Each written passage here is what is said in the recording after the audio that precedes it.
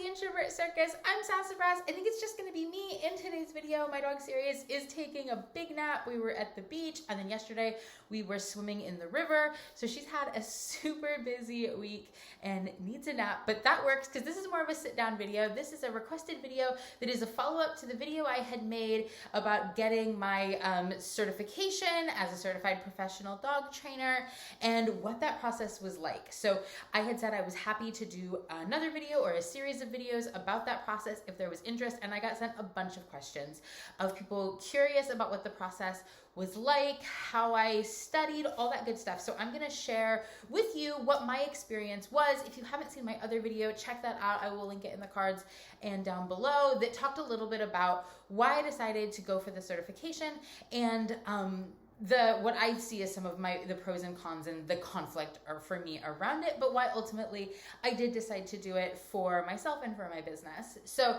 some of the questions that I got, one of the questions was, what kind of accommodations are there for dog trainers who have disabilities? And so I just want to answer that because it was a question that I had gotten, which is, I'm not an expert in that. I can't speak to what the specifics are because I didn't have any accommodations in the exam. I did see some other trainers talking, I think on Instagram, about what that process was. I also believe in the application materials, it says you need to contact them to request whatever that accommodation that you need is, and then it has to be approved. My understanding is that it's a fairly arduous process, that it's not particularly easy to get any kind of accommodations for the exam. So, but that is said as somebody who wasn't requesting them, didn't need accommodation. So I'm not exactly sure what that might be. But I did want to answer that. So another question I got was, there's some questions about the practice test. I will talk about the practice tests in a moment. Maybe I should talk about the practice test now. So there are options to take 2 different practice tests as part of your preparation for the exam. They are expensive. They are, I believe, $100 a piece. I did choose to pay for both of them. So I'd gotten questions about, did I take the practice exams? Did I find them helpful? Yes, I did take the practice exams. So I purchased both of them. And the way that I structured my study time, this kind of gets to some other questions too, is from the moment that I had gotten the acceptance to sit for the exam, and then I knew when the exam was going to be, I sort of backtracked that amount of time. I think it was 12 weeks I had, something about that, like that.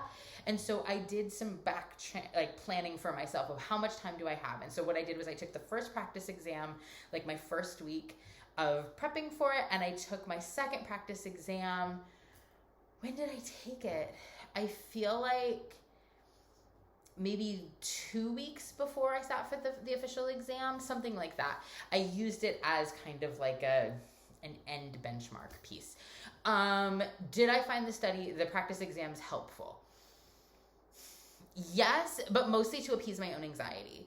I found the practice exams, the wording of the questions, and as kind of bizarre as much of the wording was, is very similar to the kinds of questions you're going to see on the actual exam. So in that way, it was actually very helpful for me to sit with those practice questions, to take the practice test and be like, okay, this is going to be how these questions are going to be framed. And I was then able to sort of tailor my own sort of preparations for seeing those kinds of questions.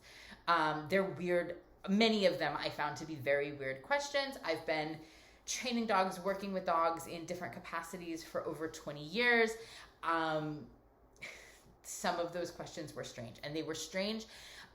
In particular, some of them were just off the wall, and then many of them was one of the things I really had to work on when I was studying or like in prepping, and then certainly sitting for the exam, was recognizing that these were multiple choice questions and that in some instances, many of the answers could be correct. We didn't have enough information in the 2-sentence question or 1-sentence question to properly answer it. And so that could be because we didn't have a behavioral history about the dog in order to answer that question properly. We didn't know any of the other factors that were going on, which any of us would want to be able to look at, refer to before making any kind of assessment. So I found that incredibly frustrating about the practice test and the actual test. But it was helpful to see those kinds of questions. My big problem, I have many, the biggest problem I have, I think, with the practice test, and why I think it is challenging to say whether it's useful or not, is that you do get a score. You get a score that tells you the percentage breakdown by category, which are the same categories you're going to see on the exam. I'm like checking my notes so I remember what they are. It's been a minute. So instruction skills, animal husbandry, ethology, learning theory, and equipment. So you will see your percentage of correct answers for each of those categories. But what you don't actually get to see is individual question by questions, which you got wrong. And that for me was very frustrating. I got what I considered to be a very solid score. That it also doesn't tell you what a passing score is. That's also another question challenge I have with the exam process.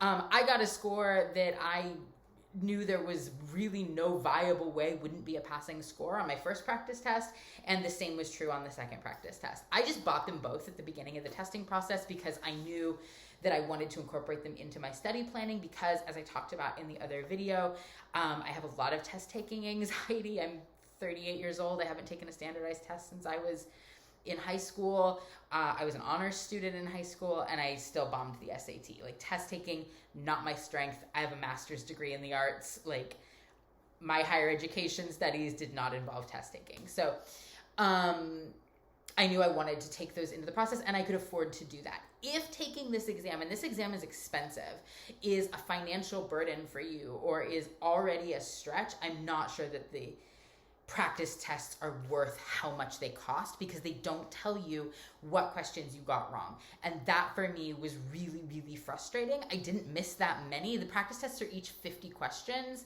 The final exam you sit for is 200 questions, 180 actual questions, 20 questions that they are sampling for use in the future, but you don't know which 20 are like not real questions. So you end up sitting for a 200 question exam. The practice tests are each 50 questions. I hope that makes sense. I really wish that they would have said, like, here's what you got wrong, because it would have helped me to better tailor my, not even studying, but just like my mental gymnastics about trying to figure out what the heck they were asking. I will say that. But they did make me feel better as someone that doesn't take tests well. Seeing the score that I knew had to, by any reasonable standards of rubrics, be a passing score helped me to feel better about going to sit for that exam. So I did take the practice tests. Okay, questions. I'm sorry. Is there something that what did you find most helpful to prep/educate yourself? As you stated, there's not really a study book. The questions are all over the place. It's a bit frustrating. Any help would be appreciated. It is 180 questions with 20 test questions. Okay, so that was another kind of question that I had gotten, which, so it is 180 plus 20, but be prepared. It's going to look like a 200 question test when you go sit for the exam, because you don't know what those 20 throwaway questions are. They're somewhere in those 200 questions. So you're sitting for a 200 question exam. In terms of studying, what I found the most helpful, I did a ton of Googling and reading forums, and I wanted them to, quite frankly, have a actual study guide. The study guide materials that they put out, I don't feel like are particularly useful. Or it is in that it tells you what the big categories are and some of the things that are going to be on them, but definitely, I would have expected a certified professional dog trainer study textbook. I would have paid for it, quite frankly. There wasn't. But what I did see in a number of forums was that this book became highly, highly recommended, and it's The Coaching People to Train Their Dogs by Terry Ryan, 2nd edition. Bought it on Amazon. It was, I think, $40. And I had seen that it was credited by a lot of people as effectively being the best study guide they could find for the exam. And I found that to be true. So I would highly recommend this book. I feel like, I'm trying to look in the intro, I feel like somewhere in the intro it might even talk about the exam. That might not be true. I don't think that's true. Anyway, it would definitely, if you go and look at like the reviews for it on Amazon, there's a number of people who have, you know, passed their CPDT-KA exam being like, this book was really helpful, and I found it to be helpful. So I didn't love this book. I would never buy this book otherwise. I don't know that I like learned anything new about dog training through this book, but what I did learn is how to think like that exam a little bit.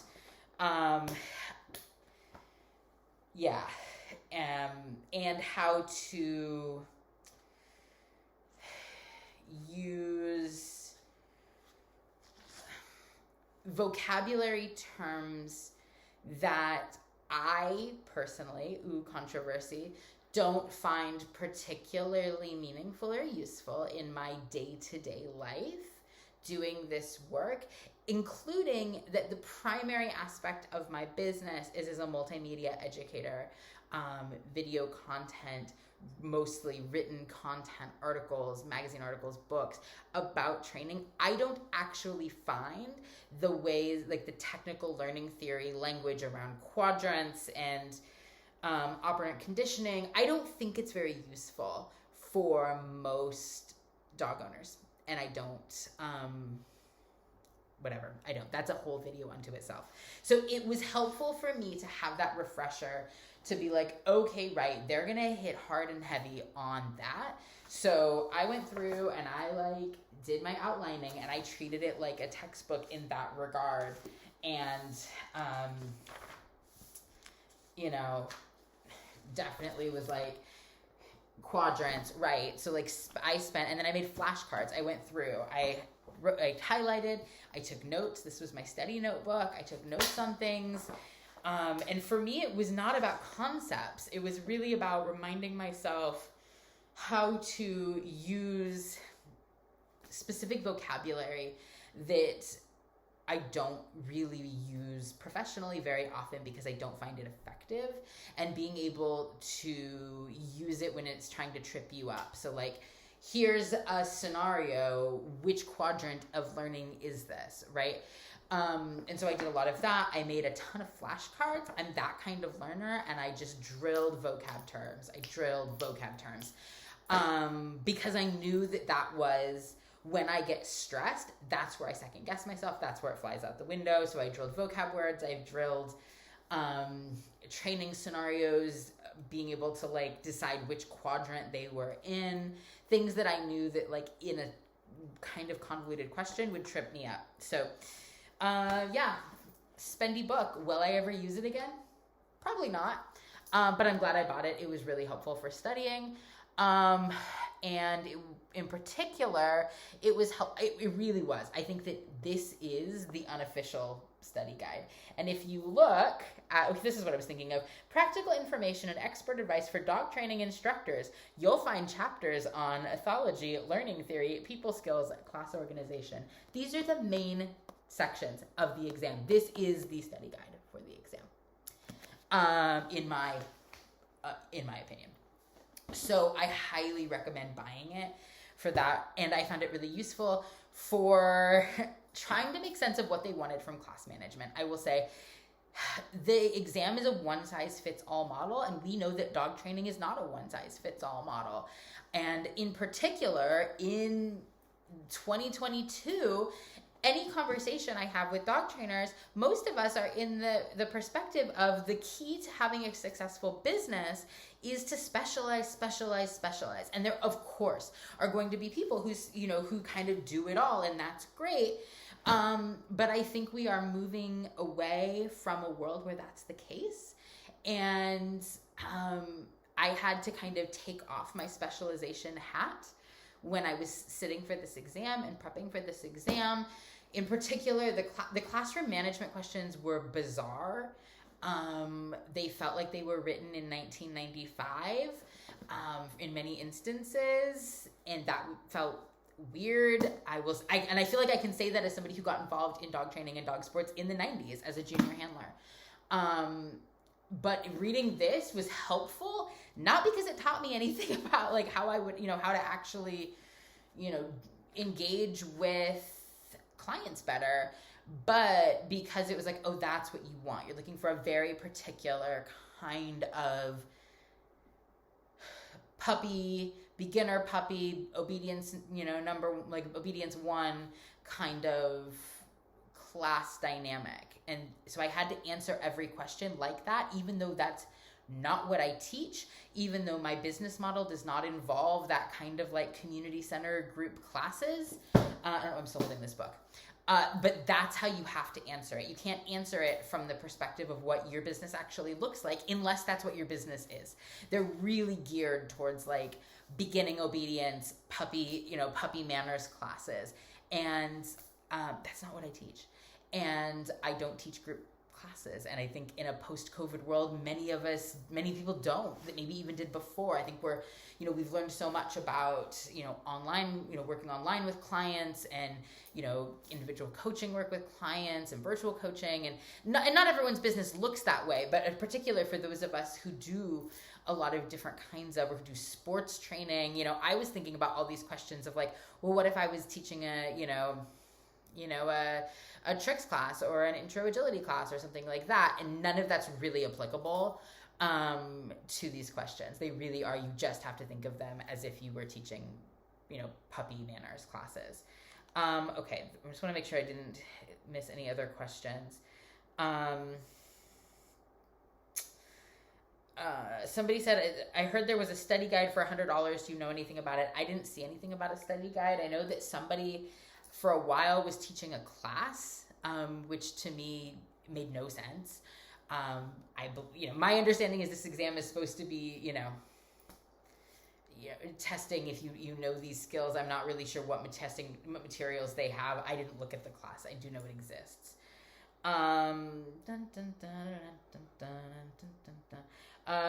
What did you do to prepare? I think I answered that. Pretty much, which was I trusted my experience. I trusted the knowledge that I have about working with dogs and what that looks like. But then I definitely relied heavily on these kinds of texts to brush up on vocab, because it's just not stuff that I use in my business, because I don't think it's effective for communicating with the general public about dog training. And I think that it's something that a lot of trainers kind of get stuck in the weeds with, and not necessarily to the betterment of dogs. So I did that. I studied vocab, took a lot of notes, ran flashcards. I should say, back to the practice tests question, in terms of scores, like I said, I was happy with my first practice test score. I was confident it would be a pass. When I then did take the second practice test, I came up a couple percentage points. Not much. And I attribute that mostly to that the questions were odd, and I did get a little better at deciphering the questions, but not substantively. And when I sat for the exam, I think that I ended up scoring, my passing score was, I think, right in between my 2 practice scores, if I remember correctly. So, and again, I don't know everything. I feel confident in my knowledge. I also feel confident those questions were very strange, and that I'm not a good test taker. So I felt really, really pleased with that, but it was helpful, I guess, in that way, that I felt like the practice tests were a pretty solid indicator of what that exam was framed like. So I've been talking for like 20 minutes. I hope I answered some questions, at least about what my practice experience was like, in terms of preparing for the test, what it was like to sit for the test, how I approach studying. If you have other questions, if you'd like more follow-up videos about anything about the studying process or the exam, I'm more than happy to make those. One of the things, I know I talked about this in the other video, I found super frustrating is there was just not a lot of material out there about how to prepare for this exam, what this exam was like. I don't know why there's so much secrecy about it. I don't know why that's kind of just sort of the framing of it, but I would like to be at least a voice of being more open and honest about what sitting for the exam is like, because I don't think it needs to be like shrouded in mystery. It's not that deep. yeah, so I'm glad I did it, but it was definitely an interesting process. I hope that you and your dogs are having a fantastic day, and I will see you again in another video very soon. Feel free to leave video requests or suggestions in the comments. I have some fun vlogs out with Sirius. I want to do some more training tutorials, so I hope to see you again soon.